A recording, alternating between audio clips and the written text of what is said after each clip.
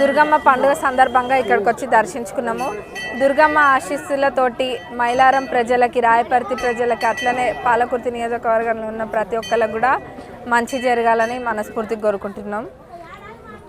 మన నియోజకవర్గంలో ప్రతి ఒక్కరు మా గెలుపుకి అందరూ కూడా కష్టపడ్డారు. వాళ్ళందరికీ కూడా ఎప్పుడు కూడా రుణపడి ఉంటాం. డెవలప్మెంటల్ వర్క్స్ కూడా మనకి ఈ రాయపర్తి మండలంలో మొన్ననే ఒకటి గోడౌన్ కూడా శాంక్షన్ అయింది.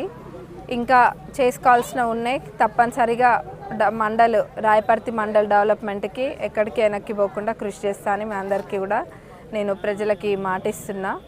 మన నియోజకవర్గంలో ఎంఆర్ఆర్ ఫండ్స్ కూడా మొన్న ఒక 15 కోట్లు వచ్చినాయి. దానికన్నా ముందు సిఆర్ఆర్ 32 కోట్ల దాకా సిఆర్ఆర్ ఫండ్స్ వచ్చినాయి.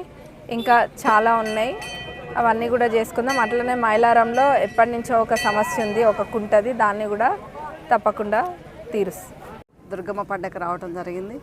ఇక్కడ మహిళలు కూడా ఎంతో పెద్ద ఎత్తున జరుపుకోవడం జరిగింది. అదేవిధంగా బోనాలు కూడా రాత్రి పెద్ద ఎత్తున జరుపుకోవడం జరిగింది. మహిళలందరూ కూడా చాలా సంతోషంగా, హ్యాపీగా ప్లస్ ఆరోగ్యంగా ఉండాలని ఆ దుర్గమ్మ పండుగను అందరిని మనం కోరుకోవాలి.